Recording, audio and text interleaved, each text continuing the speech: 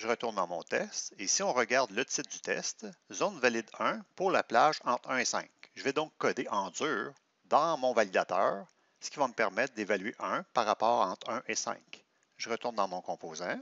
Avant mon return, Enter, j'ajoute la ligne suivante. If 1 est plus grand ou égal à 1 et que 1 est plus petit ou égal à 5, à l'intérieur des accolades, je vais retourner nul.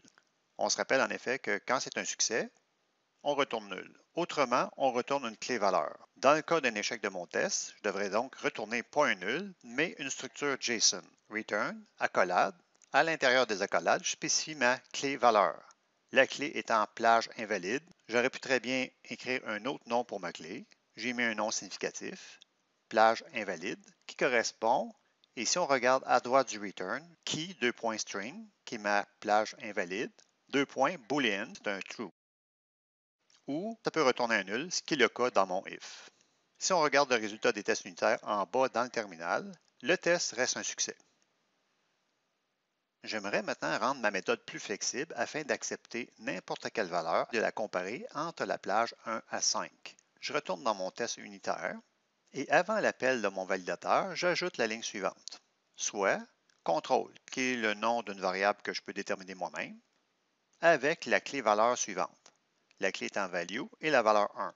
Dans l'argument de validator, je vais passer ma variable contrôle. Double-clic sur contrôle, CTRL-C, double-clic sur nul, CTRL-V.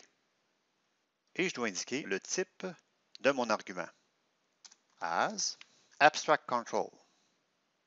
En effet, la valeur va venir éventuellement d'un contrôle d'un formulaire web. Je clique sur abstract control pour le résoudre. Lumière, import. L'argument contrôle que je viens de passer doit être reçu dans mon composant comme paramètre.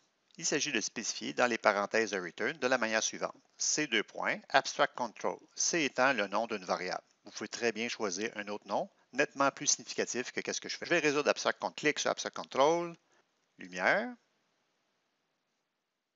import. Je refactor maintenant ma structure du if, C, point, value.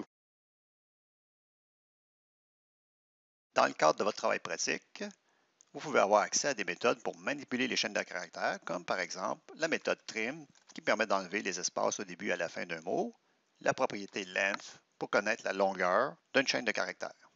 Il est possible que si vous tapez la méthode ou la propriété, qu'elle n'apparaisse pas dans l'intelligence, mais elle existe. Puis je remplace mon autre 1 pour la même chose. Les tests semblent toujours être concluants. Je vais retourner dans mes tests unitaires et je vais conduire le même test. Et si je change la valeur 1 pour la valeur 5, par exemple, le test devrait toujours rester vert, c'est-à-dire result devrait toujours être nul, ce qui semble être le cas. Si j'essaie maintenant avec 6, le test devrait échouer. Et c'est ce qui se passe. En examinant le résultat, la condition de mon test est inadéquate. En effet, je ne reçois plus nul, mais bien ma clé valeur, plage invalide, true. La valeur 1 afin de respecter son titre,